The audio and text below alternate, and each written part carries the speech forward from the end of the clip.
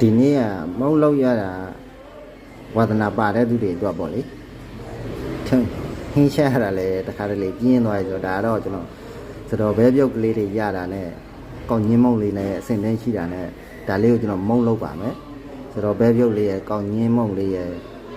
ကြက်သွန်နီလေးလီးထည့်တယ်ကြက်သွန်ပြူလေးထောင်းထည့်တယ်ပြီးရင်ဒီလိုအနေထားလေးစီနဲ့ထည့်ပြီးကြော်လိုက်ပေါ့နော်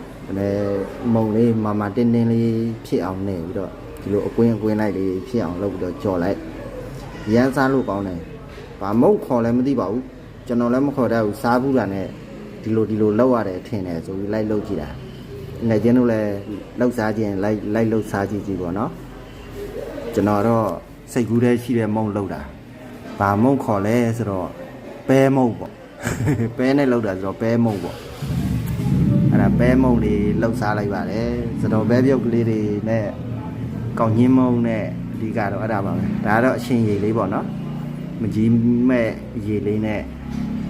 မြုပ်သီးလေးနဲ့ပြီးရင်နန်ပင်လေးညက်ထဲမြုပ်သီးစိမ့်လေးပလေးညက်ထဲဒါဆိုရင်တော့အရှင်ရည်လေးရသွားပါပြီရှင်လေးရေလေးရပြီဆိုရင်ပဲမုံလေးနဲ့ဒီလိုတို့စားရမ်းစားကောင်းတယ်တခါတလေလှုပ်စားလို့လားမသိဘူး